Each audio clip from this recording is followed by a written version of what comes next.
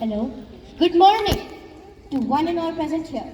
My name is Idam Dekar and today I will be giving a speech on one of the most important events that led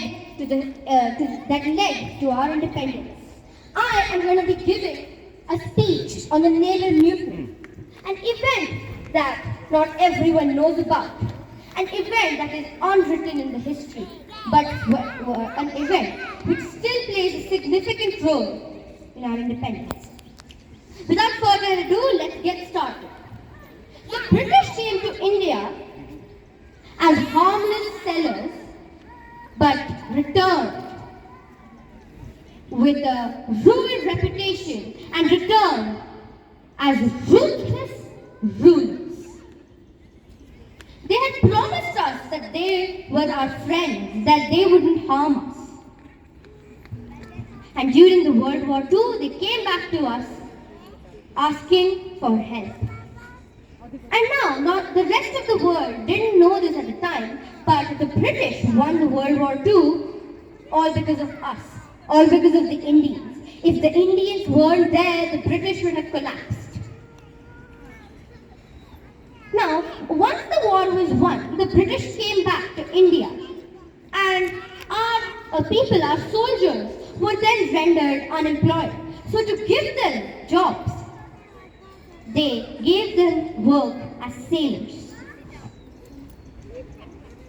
Now, our story begins on a particular ship called the HMIS Talwar, upon which there was a group of particularly rebellious sailors who found out that they weren't getting good food or good accommodation.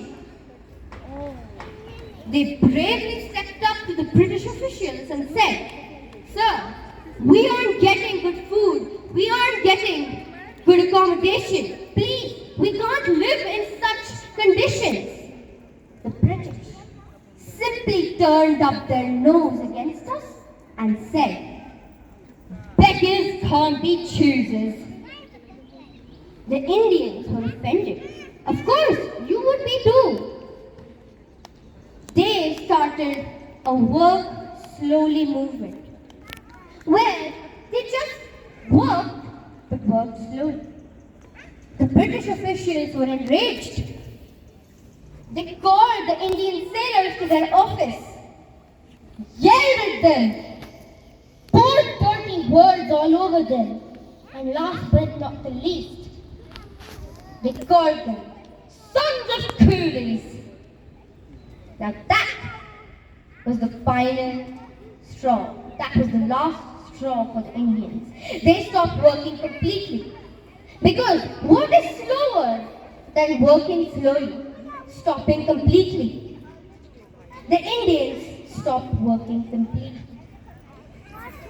They raided all the communication devices in sight and told every single ship on sea that they were going to rebel. Now, the news had also reached the Navy that the army soldiers were captured. They were being tortured, ill-treated, and kept as prisoners of war.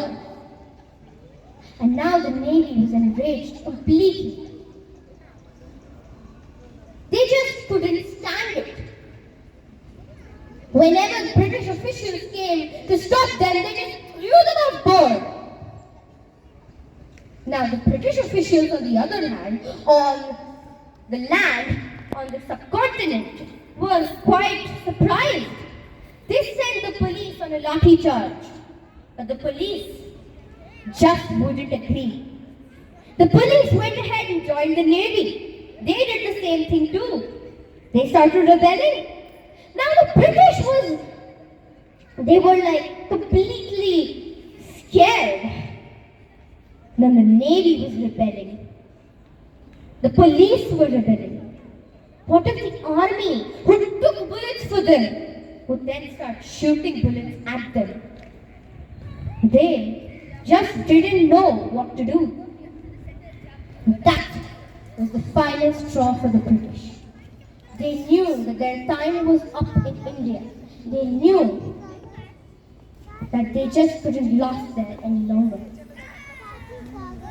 And that was the final straw. And exactly 1 year later, this flag was raised in India. During the rebellion, every single Union Jack in sight was taken down. And the three flags of India then, of the Congress, the Communist Party, and the Muslim League were put up.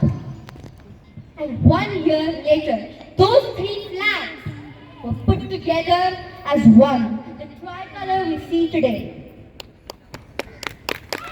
Today, our Indian flag looks at us with pride shining in her eyes, with not only pride but also gratitude that we freed her from the chains of the British. Thank you.